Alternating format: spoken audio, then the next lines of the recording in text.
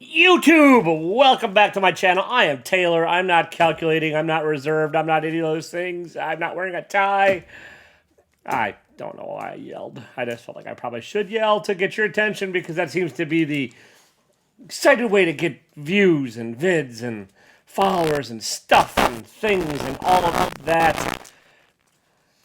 Anyway, what's today? April 7th, 2021. These are the this stackety stack of comics I picked up this week. This is the words, language, hard, English, bad. I bought a lot of comics this week. I'm going to let you know what I thought about them. You got to stick around because the best one's at the bottom of the stack. Yeah. So you get to hear what I think about the bad ones first. And to be 100% honest, there were not a lot of horrible ones this week. There's mostly pretty decent, actually. So let's get into it. I'm going to treat these kind of as a group. It's all the same storyline. Planet of the Symbiotes, number 3. There's a Cloak and Dagger story in here, and a Toxin story. I don't know. I don't follow all the symbiotes. It's fine. Has nothing to do with the main story of King in Black. Yeah. All right. Venom 34. Look, it's Sad Eddie being sad because he's Deady. Deady Eddie. Oh, that's what they should have called him. That'd be cool. Venom 34. This is Venom, Eddie Brock's dead. Spoilers-ish. And this is what happens after. It's part of the King in Black. It all gets wrapped up, not to spoil a whole lot of this. But these two do tie together. Same writer, different artists. But read this one first. Then read this one if you're going to read them. Nothing bad. Just kind of predictable, honestly. Okay, yeah. It's the heroic struggle. And the struggle continues after the grave because heroes are heroes. And you can be a hero even if you've been knocked down and kicked around and you get 4,000 second chances. And there's a whole lot of that in this one. And then there's a whole lot more of that in this one. I feel a little sorry for anyone that's been specking on a whole lot of other books that are tying into this. It's a fine ending to the King of Black. It's nothing special. It's like the whole tagline is like, it's going to change the world forever. It's really not. It's going to change one character, probably a bit. Probably not forever. Nothing's forever. It might bring back a few. It might do a little bit, and it'll alter a bit. But Marvel's events lately haven't really been earth-shattering or change the status quo. I think they're kind of afraid to.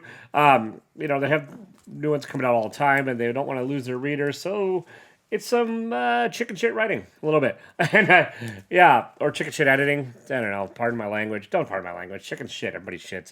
There's a book. It's called Everybody Poops. That's sort of this in comics. Not really. They're fine. They're about what you could expect. Pretty predictable.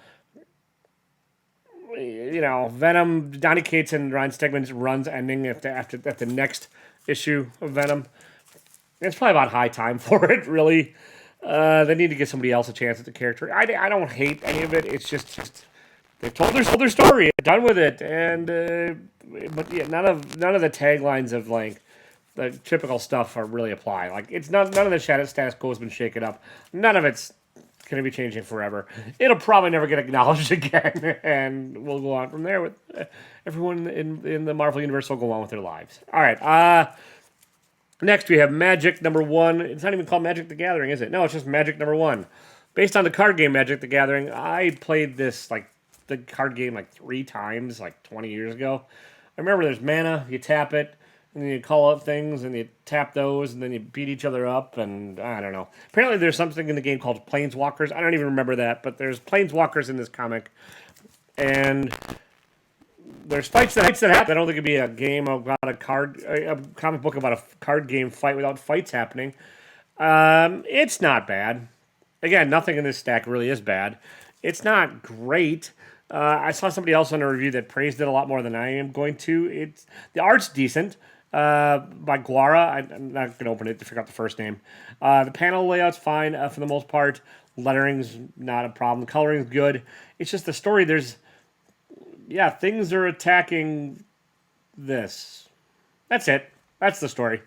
It's really light on story. There's a little bit of sort of background of these archetypes or planeswalkers or whatever you call them a little bit, and then something's attacking them. Okay, there you go. Remember the book Strange Academy that's everyone's hyping and thinking it's going to be like the spec book of the decade and everyone's going to make it, Marvel's going to make it into a TV series or movie or, yeah.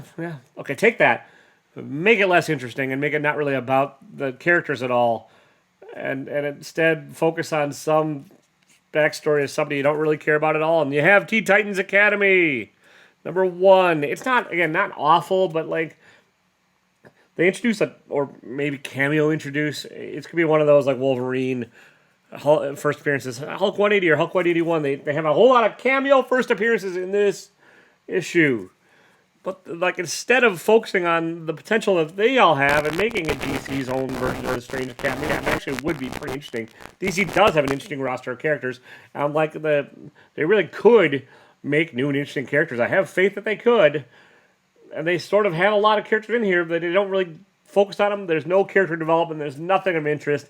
It's all like the big mystery is who is the Red Mask, or the Red X, or whatever this guy is. I can't even remember his name. I just don't care. They introduced him in Future State, Red X, maybe TED Talk, whatever. They introduced the possibility of him in DC's Future State, and this is sort of trying to expound upon that tale, but wrapping it in the guise of a Strange Academy-ish Teen Titans Academy tale, where the Teen Titans are now the Titans, whatever, the original founding Titans are now the teachers. I mean, that would be enough to be interesting, but then they're shoehorning it and wrapping it all in this, and it's just kind of, All right. This is the best issue of this comic yet. Star Wars High Republic #4. They're fighting a giant planet monster. If you haven't read it by now, catch up. Or don't watch my videos. I'm not going to spoil a whole lot of that one. It was a low bar to set because this has not been a great series. It's been a lot of first appearances. Everyone's specking on it. But the writing's been kind of clunky. And it's still a little clunky in this. It just kind of doesn't have the life and the energy you'd really want in a Star Wars book. It just kind of feels like you're reading it through a haze. And the characters are all going through the they're supposed to go through, but there's just something off, and it's still off about this. It's still off with this one a little bit. It's a little bit better.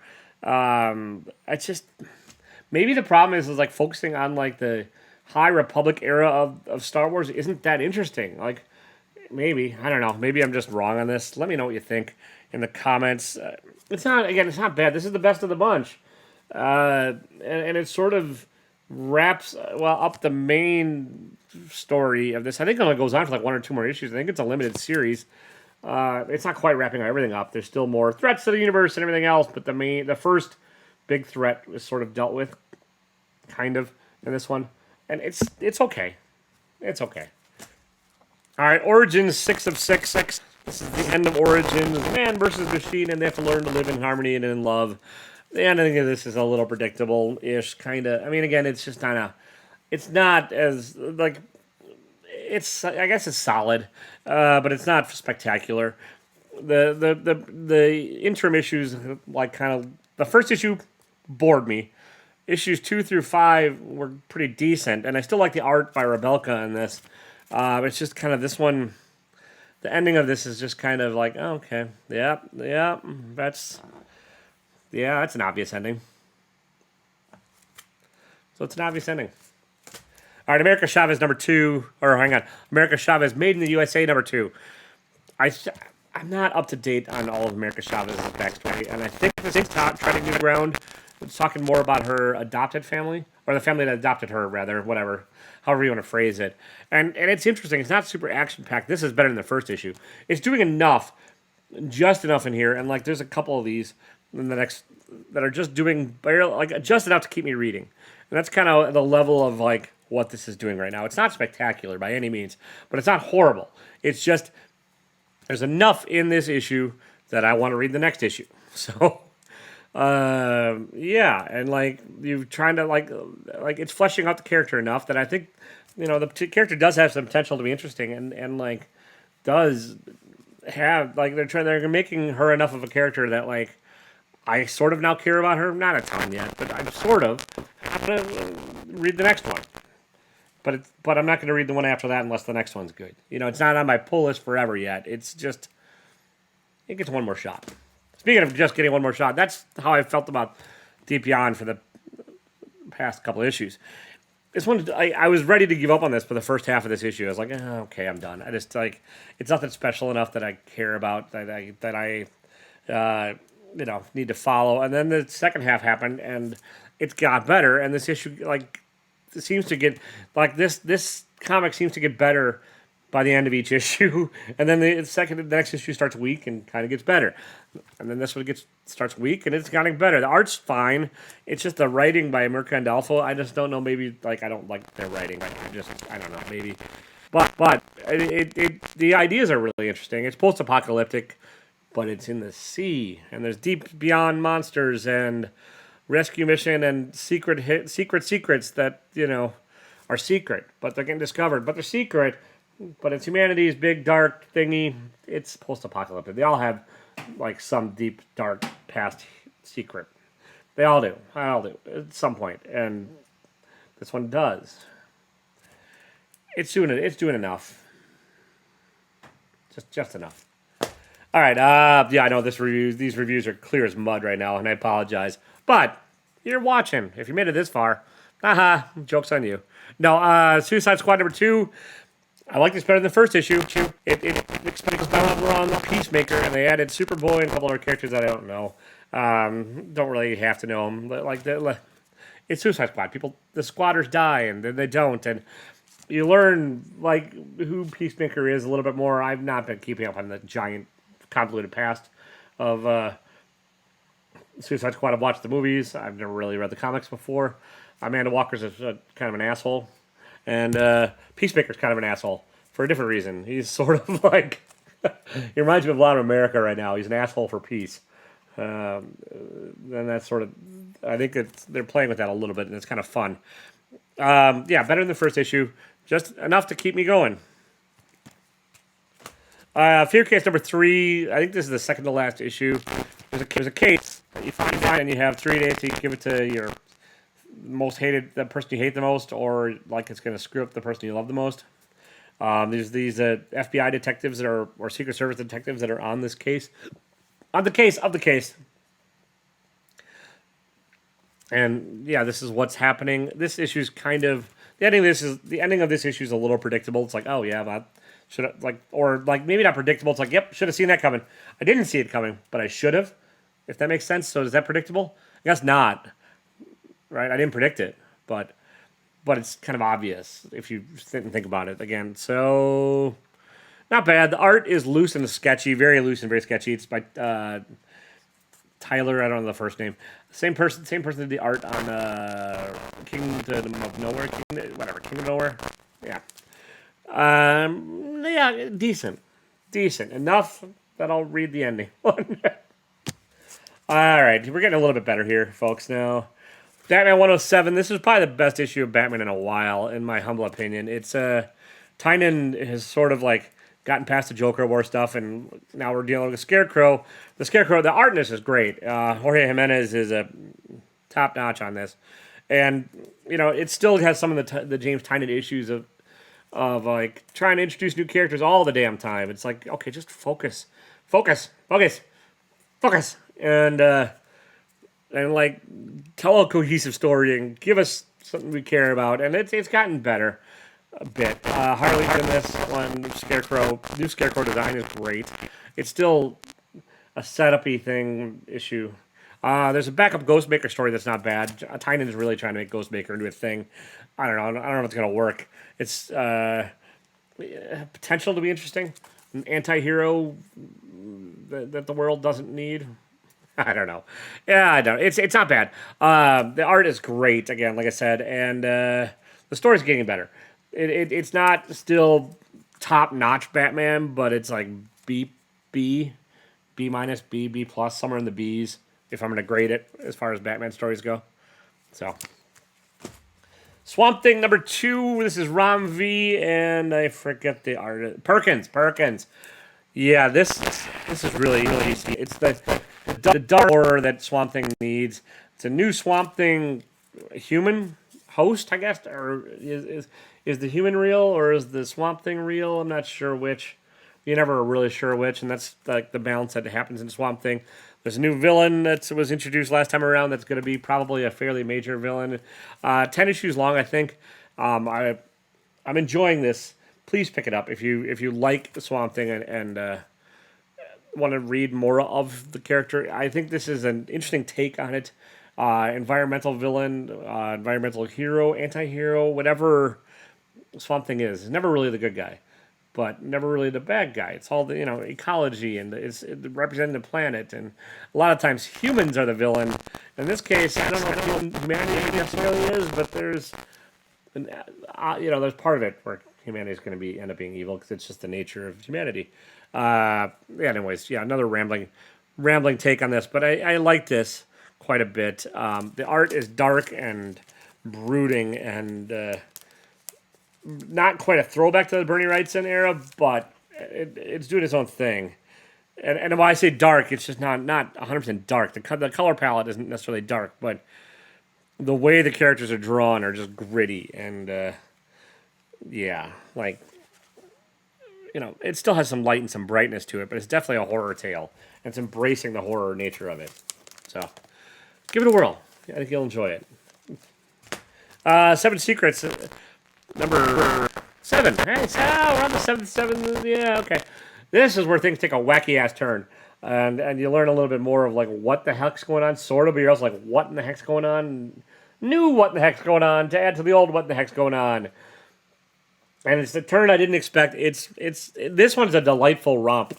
It's Tom Taylor and Danielle Denukula. Yeah, I don't know. That's the artist, and that's the colorist. Coloring's fantastic. Art's still clean and crisp. Not a lot of line variation. A little bit of confusion in some of the panels, but still really decently done. And the story just keeps taking wacky ass directions that I didn't expect. And I'm just kind of along for the ride for it. I don't want to say a lot about this one because I don't want to spoil it. And I think anything I said would be a spoiler for this issue. So, yes, just yes. Bliss number 6. This I might be the only one still reading this, but I don't care. I really like Bliss. It's Sean Lewis and Caitlin Yarsky.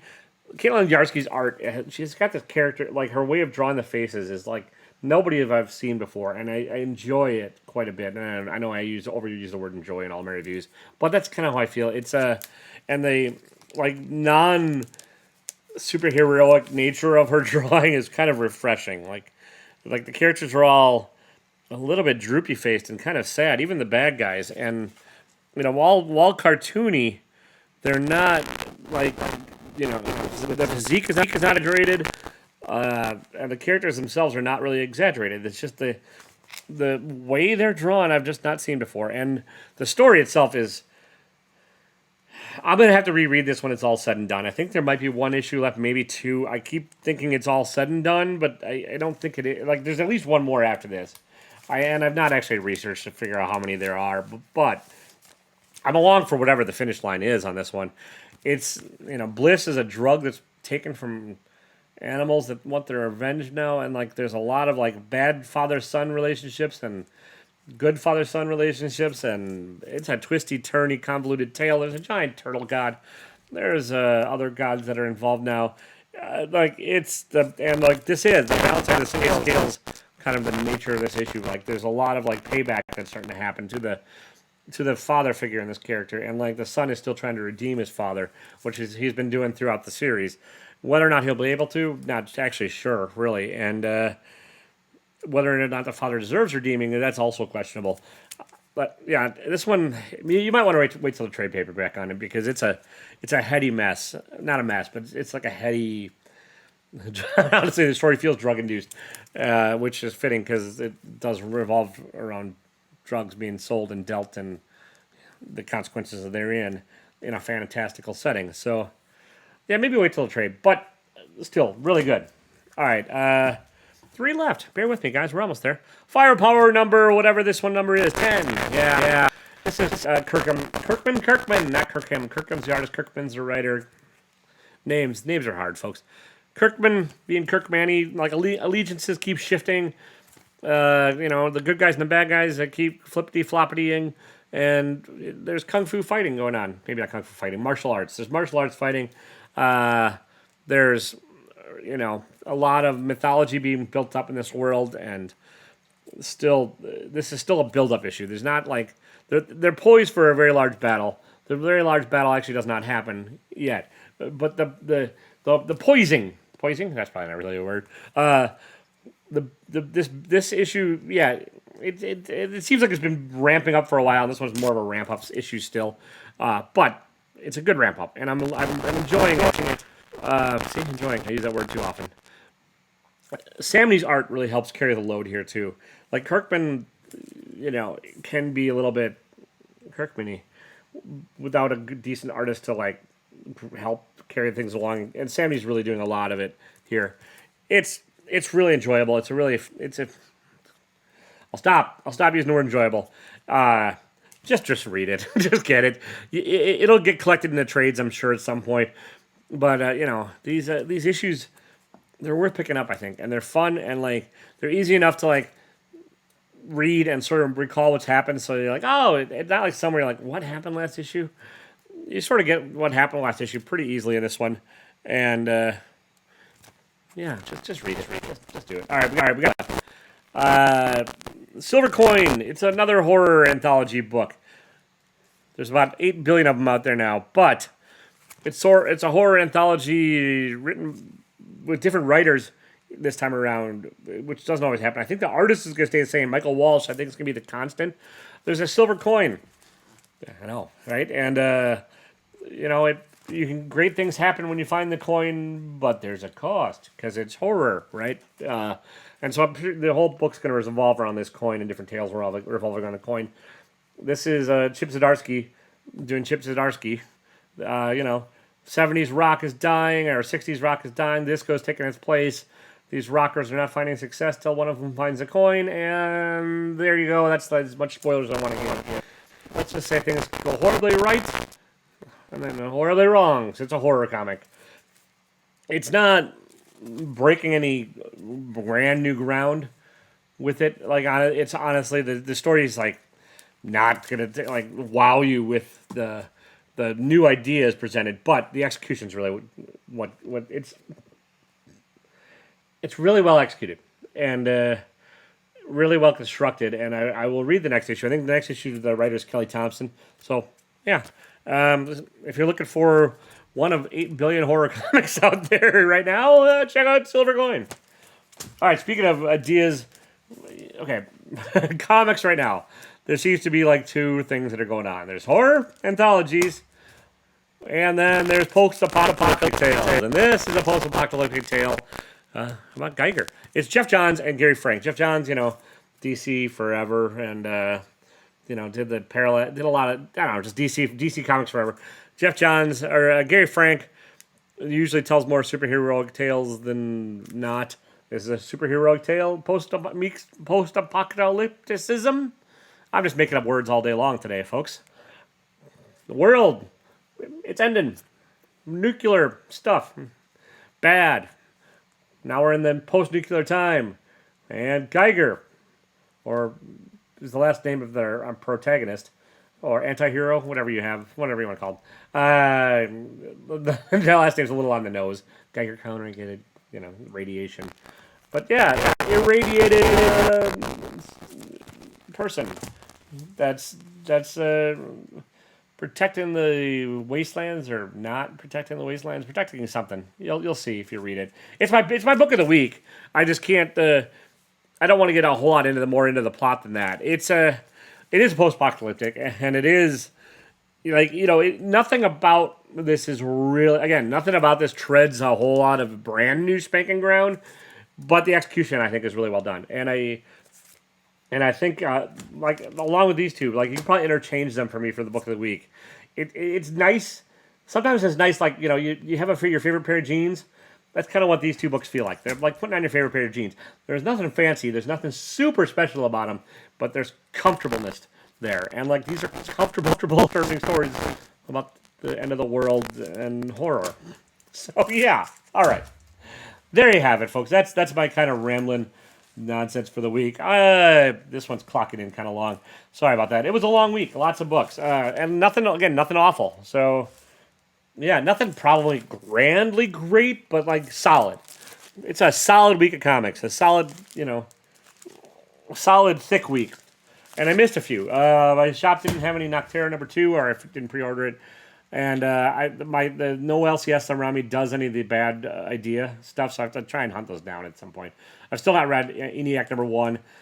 I'm not going to pay $8 billion for a first issue, and I'll wait. They may never be collected in trade paperback. I might miss out, but I'm getting old and cranky, and my phone is fading. Mostly. All right. That's all I got. Thanks so much. I really do appreciate it. Hit the like button, hit the subscribe bell, hit the notification bell if you want to know when these drop. I try and keep to a regular schedule, but I add some other little fun things now and again. And yeah, I might try and get back to the more live videos. Let me know if you think that's a good idea. If you want to hear me rambling live with some folks, I'll try and get it. I'll try and sneak it in there. So thank you so much again. I just said thank you, and I'm going to say thank you again because really thank you. Have a good rest of your day, folks. And as always, don't be a dick.